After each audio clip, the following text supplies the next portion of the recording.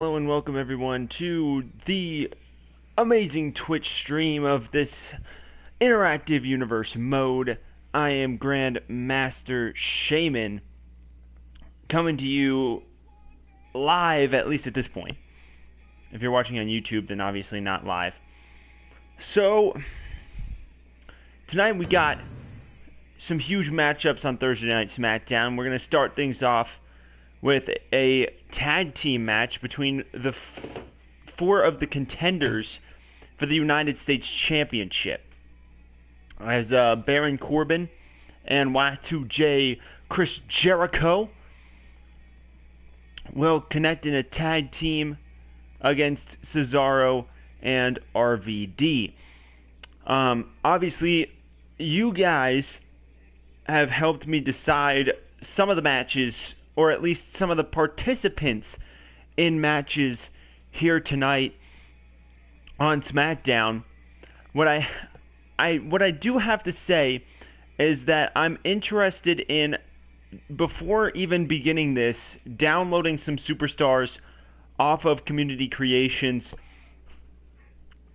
Because right now I think we need some NXT superstars added to the list here. Hello and welcome back to another edition of this interactive universe mode. I gotta say, it's gonna be interesting to see what goes on, but I've got a proposition here about doing a brand split between each of the three brands. To be completely frank, I have no idea. When people come in and say, "Can I be certain people?" I don't really understand what they're talking about, because I mean, this interactive universe mode to me is helping me decide, what the future of this universe mode will be, helping well, not even helping, but you guys choosing who you want to see in matches and who you want to see compete for championships. So that's the main idea behind this universe mode. Yes, one of the great things that they announced today is that Smackdown is going live starting on July 19th on Tuesdays. So I'm really, really excited to see that. Man, I am super amped. But before I quite get started with this, I did want to say that I kind of like the idea of possibly doing some sort of brand split between NXT, Raw, and SmackDown, and having each superstar, each show have a group of superstars that are exclusive to their brand. But obviously that would happen after Elimination Chamber, but I was just wondering if that was kind of a good idea or not, whether or not you wanted to see each brand have that, and then the night after WrestleMania have a draft.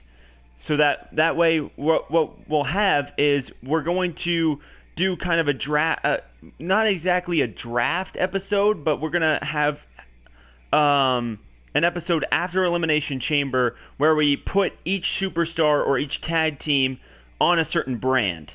And that way, each brand has their own select number of superstars that each brand has, and then we'll try and make it as even as possible. And then come the night after WrestleMania, we can have that. We could very well do that here. What we could do is have kind of an Attitude Era show. That would the only yeah, I mean, we would have to make our own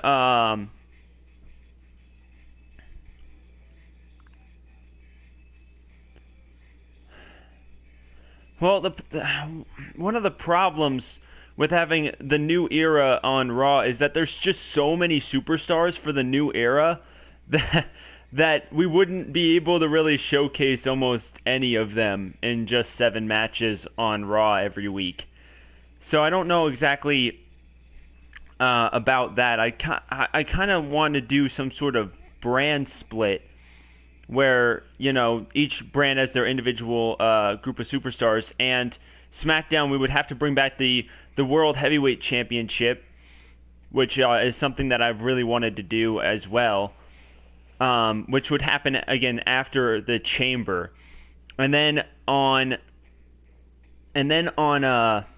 Raw, we could switch that WWE World Heavyweight Championship to one of the previous WWE titles that are just simply WWE Championships. So then we have the WWE Championship and the World Heavyweight Championship on Raw and then on SmackDown.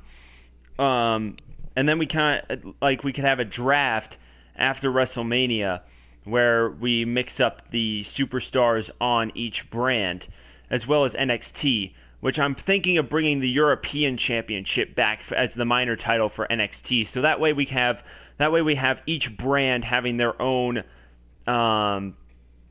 group of championships and superstars, and then we have a draft every after WrestleMania, that week after WrestleMania. So I don't know exactly what you guys think about that, but also for NXT, because NXT right now doesn't have enough superstars to really do anything with, I was thinking of doing a CAW, adding some CAWs, but they would be your CAW. So each of the people watching, if they have a CAW, we could put those CAWs on NXT and have kind of them compete. Every CAW would be 86 overall. No higher, no lower. Every single CAW would be 86 overall. So that way we can maintain fairness between each of the CAWs and the main roster. I mean, sure, they'd be a little bit lower than some superstars, but they'll also be higher than some superstars. And as we've seen, especially last time on Monday Night Raw when Naomi beat Lita, anybody can win in this universe mode. But I guess that's just some food for thought over the course of this show. But let's get into Thursday Night SmackDown. Our first 2 matches are going to be just kind of miscellaneous matches. As you can see from this in particular graphic here, we're going to have the tag team of Corbin and Jericho take on the team of Cesaro and RVD. These 4 superstars will be competing against Kalisto for the United States Championship inside the Chamber, and we'll find out one other superstar. Curtis Axel will have an opportunity to qualify for the Elimination Chamber U.S. title match. He'll be up against a mystery opponent whom I've already put on there, but you'll have to see who Curtis Axel has to beat in order to qualify for that match. And again, Heath Slater, as was just mentioned, will have an opportunity to qualify as well if he can win his Intercontinental Championship #1 contendership match here tonight. We also have a Women's Championship Revival match, as all 3 of the women in a triple threat match have already lost qualifying matches, but all 3 of them get one more opportunity in a triple threat match to see who will join the 5 women inside the Women's Elimination Chamber match. And then, of course, our main event is exactly what you guys wanted. Randy Orton versus Brock Lesnar versus Seth Rollins for an opportunity at the WWE World Heavyweight Championship inside the Chamber. We already know Roman Reigns will defend against Triple H, Kalisto, The Rock, and Christian, but we don't know that 6th person quite yet. So Baron Corbin here qualified for the Chamber match, and he defeated Sheamus in order to qualify to fight Kalisto for the United States title. Jericho ended up qualifying as well, and then Cesaro and RVD. Obviously, RVD won one hell of a fatal 4-way match. He pinned Heath Slater, sadly, in order to enter that match.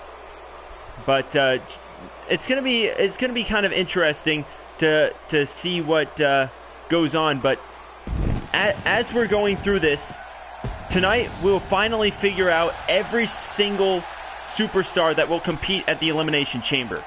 We'll have these 2 opening matches, and then the 4 matches that are qualifying matches, all will be Elimination Chamber #1 contendership matches. So here's the question. Next time, we'll have Raw, NXT, and SmackDown leading up to Elimination Chamber. The Elimination Chamber will be this weekend, either Saturday or Sunday. What kind of matches do you guys want to see on Raw and SmackDown next week? Because after tonight, we know exactly who's in the chamber. And I don't want to just put like, all right, let's have 3-on-3 tag team matches all night between all the people in this match. No, that's kind of stupid. So I'm just kind of curious as to see what you guys want to see on Raw and SmackDown for the week before Elimination Chamber, because this is interactive. You guys get to help book the shows. You guys want to see a certain match, we will do our best to see it. So you guys gotta let me know. Also, for NXT, if you guys want to do the CAW thing, you guys should let me know, because we do have 4 opening slots for the NXT TakeOver, and I think it would be kind of beneficial to put some CAWs in there if you guys want to. You know what I'm really excited for in WWE 2K17 is Cesaro's James Bond entrance, because to be honest with you, it's fucking badass. I'm pretty excited to see that in the game, because I mean, I feel like a lot of people would want to have that be their entrance, where they just kind of come out in a suit and just rip it off for, their attire. It'd be so cool. So,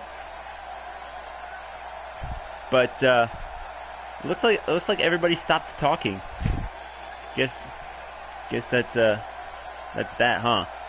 Well, Cesaro, Cesaro qualified by beating John Cena to enter this match, which was something else. It was quite a good match. I'd highly recommend seeing it. It was a Falls Count Anywhere match as well. And then here comes RVD. One of the things that I really detest about some of the new games is the lack of entrance options as well. It's kind of disappointing, you know what I'm saying? As RVD can't come out to the whole RVD thing like he could way back when they had the, well, I mean, it's not way back, I guess. It's 2K14 and many earlier. But it's really disappointing that they took out a bunch of entrances and stuff in 2K15, and 2K15 was honestly just a terrible game. It really was. So we're ready for this match. We've got ourselves a tag team match. Can Cesaro and RVD work together? They'll be opponents in just over a week's time, at least in game time, inside the Elimination Chamber. So the question is, who do you guys think will come out of the chamber with the win? Because, I mean, it really could be anybody. It could even be the winner of tonight's United States Championship #1 contendership match between Curtis Axel and an unknown opponent. So I'm interested to see what goes on with that match. Who is going to come out with the victory in that one? Oh man, a nice uppercut by Cesaro. And now Cesaro trying to pick up Corbin, but Corbin reversing it, poking the eyes of Cesaro. And now Corbin picking up Cesaro, but Cesaro gets out of the way, planning Baron Corbin. And now going for the cover here. One. And now a kick out. Well, if you guys want to hear me talk about anything, you got to give me something. I mean, but